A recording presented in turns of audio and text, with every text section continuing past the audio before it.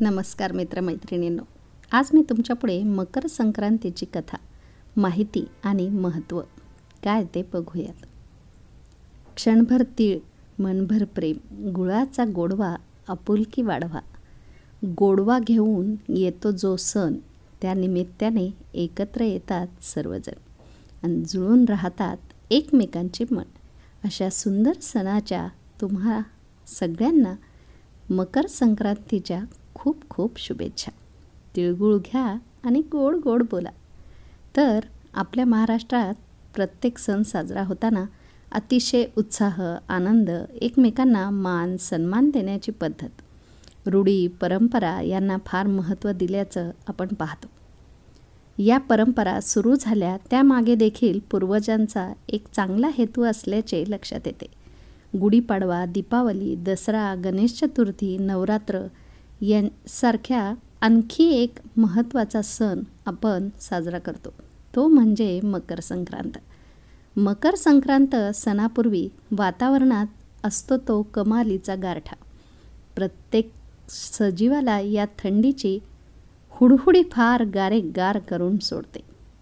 कधी एकदा सूर्य तापतोय आणि ही थंडी कमी होते असे प्रत्येकाला वाटते. आणि हा सूर्यदेव तापायलाच तयार नसतो. तो तयार होतो ते या मकर संक्रांतीपासून. मकर संक्रांत या सणाचे आणखी एक वैशिष्ट्य म्हणजे हा सण कायम 14 जानेवारीलाच येतो. कधीतरी या सणाला 13 जानेवारी किंवा 15 जानेवारीला आल्याचे आपण पाहतो. पण ही अपवादात्मक स्थिती सोडल्यास हा उत्सव नेहमी 14 जानेवारीला येतो.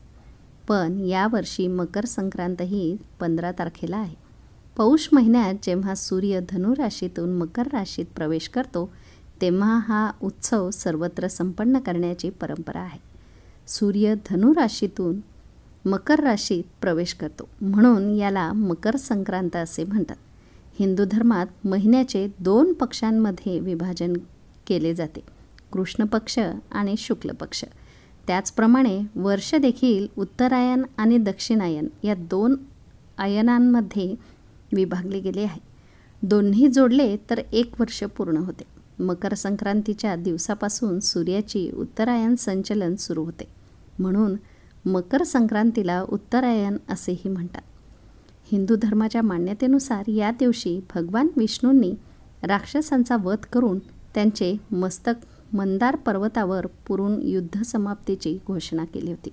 त्यामुळे मकर संक्रांतीचा हा दिवस वाईट आणि नकारात्मकतेचा अंत करण्याचा दिवस मानला जातो. हा सण वेगवेगळ्या प्रांतात वेगवेगळ्या नावाने साजरा केला जातो. तामिळनाडूमध्ये हा सण पोंगल म्हणून साजरा केला जातो. आंध्र प्रदेश, कर्नाटक आणि केरळमध्ये तो फक्त संक्रांती म्हणून साजरा केला जातो. तर बिहार आणि उत्तर प्रदेशामध्ये हा सण खिचडी म्हणून ओळखला जातो. उत्तरायण हा देवांचा दिवस म्हणजे सकारात्मकतेचे प्रतीक मानला जातो. म्हणूनच या दिवशी जप, तप, दान, स्नान, श्राद्ध, तर्पण इत्यादी धार्मिक कार्यांना विशेष महत्त्व दिले जाते. मकर संक्रांत का साजरी करावी? असे मानले जाते की भगवान सूर्य स्वतः त्यांचा मुलगा शनीच्या घरी जाऊन त्यांना भेटतात आणि शनी मकर राशीचा स्वामी आहे म्हणून हा दिवस मकर संक्रांत म्हणून ओळखला जातो. या दिवशी पवित्र गंगा नदी पृथ्वीवर अवतरली होती. त्यामुळे पण मकर संक्रांतीचा सण साजरा केला जातो. महाभारतात पितामह भीष्म जेव्हा ते शेवटचा श्वास घेत होते तेव्हा ते सूर्य उत्तरायण होण्याची वाट पाहत होते आणि श्रीकृष्णांचे नामस्मरण करत होते. उत्तरायणाचे महत्त्व सांगताना भगवान श्रीकृष्णांनी स्वतः सांगितले आहे की उत्तरायणाच्या 6 महिन्यांचा शुभ काळात सूर्यदेव उत्तरायण असते आणि पृथ्वी तेजस्वी राहते, त्याला मोक्ष प्राप्त होतो. आणि भीष्म पितामहाला हे माहीत होते. त्यांना मिळालेल्या वरदानामुळे त्यांनी उत्तरायण होईपर्यंत जीव बाणांच्या शय्येवर ठेवला. सूर्य उत्तरायणात पोहोचताच त्यांनी प्राणत्याग केला आणि शेवटी मोक्ष प्राप्त झाला. उत्तरायणात शरीराचा त्याग केल्याने जीवन मरणाच्या बंधनातून मुक्ती मिळते. माणसाला थेट मोक्ष मिळतो. या उलट जेव्हा सूर्य दक्षिणायनात असतो आणि पृथ्वी अंधारात असते तेव्हा या अंधारात शरीर सोडल्यानंतर पुन्हा जन्म घ्यावा लागतो. यामुळेच भीष्म पितामहांनी प्राणत्याग करण्यासाठी सूर्य उत्तरायण होण्याची वाट पाहिली. या सणावर पतंग उडवण्याची परंपरा अनेक ठिकाणी प्रचलित आहे. दिवसभर गच्चीवर पतंग उडवून लोक मोठ्या उत्साहात या सणाचा आनंद घेतात. विशेष पतंग उडवण्याच्या स्पर्धाही आयोजित केल्या जातात. पतंग उडवण्यामागील धार्मिक कारण म्हणजे श्रीरामांनीही पतंग उडवले होते. गुजरात आणि सौराष्ट्रात मकर संक्रांतीला अनेक दिवस सुट्टी असते आणि इथे हा दिवस भारतातील इतर राज्यांपेक्षा अधिक आनंदाने साजरा केला जातो. संक्रांती आणि आरोग्य. पौष महिन्यातील थंडीमुळे आपल्या शरीराला अनेक प्रकारचे आजार जडतात, ज्याची आपल्याला माहिती नसते आणि या ऋतूत त्वचाही कोरडी पडते. त्यामुळे जेव्हा सूर्य उत्तरायण असतो तेव्हा त्याची किरणे आपल्या शरीरासाठी औषधाचे काम करतात आणि पतंग उडवताना आपले शरीर थेट सूर्याच्या किरणांच्या संपर्कात येते.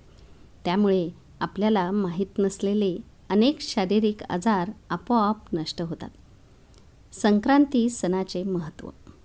मकर संक्रांत या सूर्यसंक्रमणाचा सण मानला जातो. संक्रांती म्हणजे एका ठिकाणाहून दुसऱ्या ठिकाणी जाणे किंवा एकमेकांना भेटणे. जेव्हा सूर्य धनु राशीतून मकर राशीत येतो तेव्हा मकर संक्रांती साजरी केली जाते. राशी बदल. सूर्याची राशी बदलणे त्याला संक्रांत म्हणतात. हा बदल महिन्यातून एकदा होतो. धनु राशीतून मकर राशीत जाणाऱ्या सूर्याचे महत्त्व अधिक आहे, कारण यावेळी सूर्य दक्षिणायनातून उत्तरायणात बदलतो. उत्तरायण हे देवाचे आयन आहे. हा पवित्र सण आहे. चांगल्या प्रयत्नांची सुरुवात या उत्सवापासून होते. मुलाच्या राशीत वडिलांचा प्रवेश केवळ पुण्य वाढवणारा नाही तर पापांचा नाश करणारा आहे. सूर्य पूर्व दिशेला उगवतो. 6 महिने दक्षिण दिशेकडून आणि 6 महिने उत्तर दिशेकडून जाऊन पश्चिम दिशेला मावळतो. उत्तरायणाचा काळ हा देवांचा दिवस असतो आणि दक्षिणायनाची वेळ ही देवांची रात्र असते. वैदिक काळात उत्तरायणाला देवयान आणि दक्षिणायनाला पितृयन म्हणतात. मकर संक्रांतीनंतर माघ महिन्यात उत्तरायणात सर्व शुभ कार्य केली जातात. तर आता बघूयात संक्रांतीच्या दिवशी काय करावे. मकर संक्रांतीच्या दिवशी तीळ व गूळ दान करण्याला खूप महत्त्व आहे. धर्मग्रंथानुसार मकर संक्रांतीच्या दिवशी तीळ व गूळ दान केल्यास कुंडलीतील सूर्य आणि शनीची स्थिती बळकट होते. समाजात सन्मान वाढतो आणि कार्य सिद्ध होतात. असे म्हटले जाते की ज्यांच्यावर शनीच्या 7.5चा प्रभाव असतो त्यांनी मकर संक्रांतीच्या दिवशी तांब्याच्या भांड्यात काळे तीळ भरून एखाद्या गरीब व्यक्तीला दान करावे. असे केल्यास आपल्या कुंडलीतील शनिदोष नाहीसा होतो. नोकरी व व्यवसायात प्रगती होते आणि तुमच्या समस्या संपतात. मकर संक्रांतीच्या दिवशी मीठ दान करण्यास देखील खूप महत्त्व आहे. जर एखाद्या व्यक्तीचा वाईट काळ सुरू असेल तर त्याने मकर संक्रांतीच्या दिवशी मीठ दान करावे.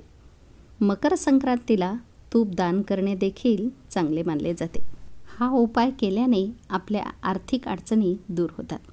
या उपायाने देवी लक्ष्मीची कृपा सदैव आपल्यावर बनून राहते. याशिवाय गरजू लोकांना या दिवशी धान्य दान करावे. यामुळे माता अन्नपूर्णाचा आशीर्वाद मिळतो आणि धनधान्याची आवक नेहमीच होत असते. खिचडीचे महत्त्व. वेगवेगळ्या स्वरूपात मकर संक्रांतीला अनेक ठिकाणी खिचडी म्हणून ओळखले जाते आणि ती खिचडी म्हणून साजरी केली जाते. मकर संक्रांतीचा सण भारताच्या इतर भागांमध्ये वेगवेगळ्या स्वरूपात साजरा केला जातो.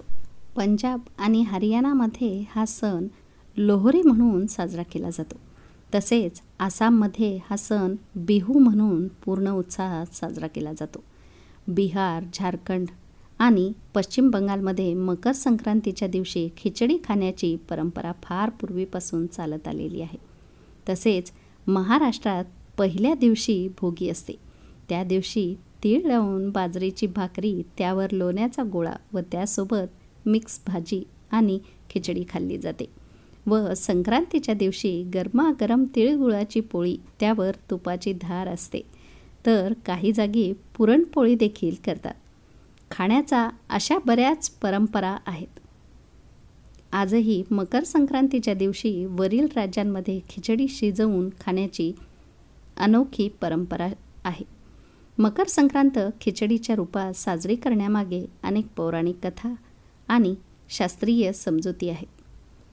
मकर संक्रांतीच्या या सणाला खिचडीला खूप महत्त्व आहे. खिचडीची लोकप्रिय कथा बघूयात. मकर संक्रांतीच्या दिवशी बाबा गोरखनाथच्या काळापासून खिचडी बनवणे, खाणे, दान करणे इत्यादी प्रथा सुरू झाली. खिचडीबाबत अशी प्रथा आहे की जेव्हा खिलजीच्या हल्ल्यात नाथ योगींना जेवण बनवायला वेळ मिळाला नाही आणि यामुळे ते उपाशीपोटी लढायला जायचे, तेव्हा बाबा गोरखनाथांनी डाळ, भात, भाजी एकत्र शिजवण्याचा सल्ला दिला. पटकन शिजलेल्या खिचडीने योगींचे पोटही भरले जात आणि ती पौष्टिकही आहे. त्याला बाबा गोरखनाथांनी खिचडी असे नाव दिले. यानंतर खिलजीपासून मुक्त झाल्यानंतर मकर संक्रांतीच्या दिवशी योगींनी उत्सव साजरा केला आणि लोकांमध्ये खिचडीचे वाटप केले. तेव्हापासून मकर संक्रांतीच्या दिवशी खिचडी बनवण्याची प्रथा सुरू झाली. एवढेच नाही तर गोरखपूरच्या बाबा गोरखनाथ मंदिरात या दिवशी खिचडी जत्रेचे आयोजन केले जाते. तसेच या दिवशी बाबा गोरखनाथांना खिचडी अर्पण केली जाते. तर आता धार्मिक महत्त्व बघूयात. खिचडीची आयुर्वेदात भाताला चंद्र मानले जाते. शास्त्रांमध्ये तांदूळ हे चंद्राचे प्रतीक मानले गेले आहे. काळी उडीद डाळ हे शनीचे प्रतीक मानले जाते. तर हळद गुरुचे प्रतीक आहे. मीठ हे शुक्राचे प्रतीक मानले जाते. हिरव्या भाज्या बुधाशी संबंधित आहेत. खिचडीची उष्णता माणसाला मंगळ आणि सूर्याशी जोडते. अशा प्रकारे खिचडी खाल्ल्याने सर्व प्रमुख ग्रह बलवान होतात.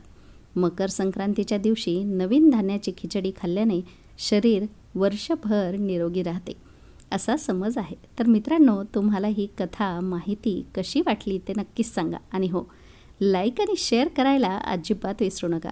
RD स्टोरीजला सबस्क्राईब करा. पुन्हा भेटूयात उद्याच्या गोष्टीमध्ये.